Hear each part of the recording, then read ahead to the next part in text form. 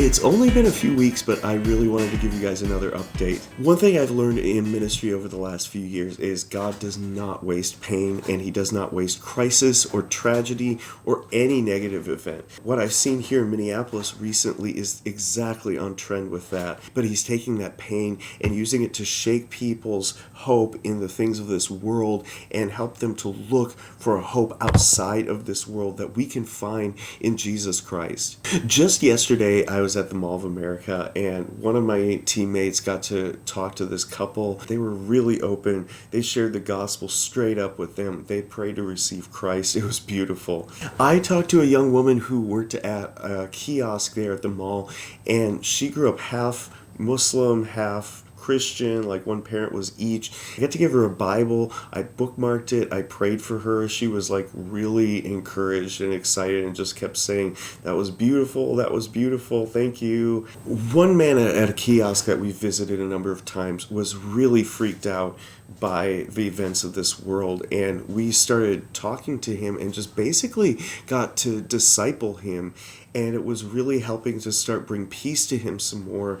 I talked to another ongoing contact there. She had been gone last week, but I left a Bible for her and she got it, which was great. I asked how she was doing, and she had really had this bad stomach bug this past week. Like, she went into the hospital, so I got to pray for her health, and as I was leaving, she said, make sure you come back next week. So she's just really eager to keep talking. We got to talk to a guy who was like super into aliens.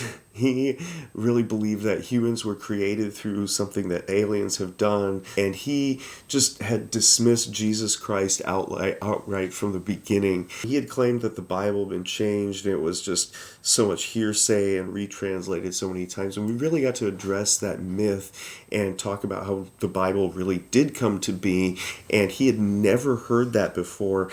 And so as we kept sharing, he kept becoming more interested. This was all new to him. It was just a really thick gospel conversation, and he left saying, "I'll have to look more into this." We met a number of Latinos, even there at the Mall of America. I met up with a contact of mine. She had kind of a wish-washy Catholic background, but I've been praying for her every time I get to see her through this time. I gave her my number this time and said, if your family needs anything, call me. And you can just really tell this has been touching to her, because not only is she just receptive when I'm there, but her manager had heard about me before I had ever shown up. There's another young woman that works at this kind of princess type store.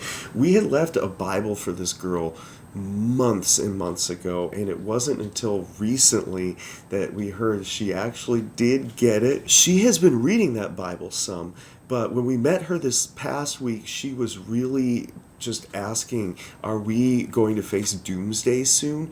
And we opened up to Matthew 24 and went into that passage in depth and looked at what Jesus said about the end of times. And the things that really stuck out were God is in charge, and He always will be, and we can have a relationship with Him through Jesus Christ. You could see just peace coming over her, like she had not really looked at the whole situation that way before. Another ministry I work with does a big food distribution. Before ICE and everything, we were serving up to 500 families a week in person. In recent weeks, with ICE's presence here, the very large Latino population that we were serving has been just too scared to show up. And so we've been down to about maybe 100 families per week or so.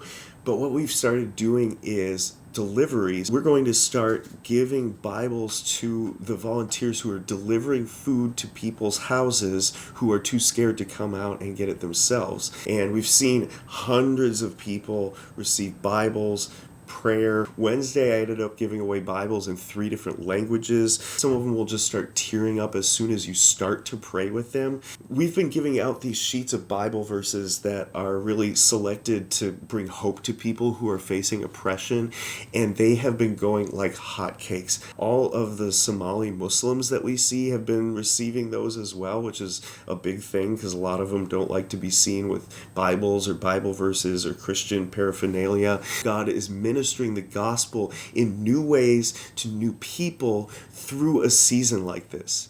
The other week at the Mall of America, one of my teammates who's African got to engage a group of 20 Somali guys in a conversation about Jesus and about Islam. He got to share the gospel with this whole group, which was amazing, especially for these guys at a time when Somalis are being so targeted in a lot of ways. This way, we're getting to share good news with them. I hope you guys are encouraged by these updates. I am. This is one thing I am constantly looking for, is how is God turning these negative situations around? Because that is what he did first and foremost with Jesus going to the cross. He turned that around, resurrected him from the dead, and through all of that gave eternal life for anyone who believes in him. So if God is able to do that with literally the worst event that has ever happened in history, he can surely turn around the events in Minneapolis for good. So keep praying that he does that, and I'll keep sharing those stories with you as God does them.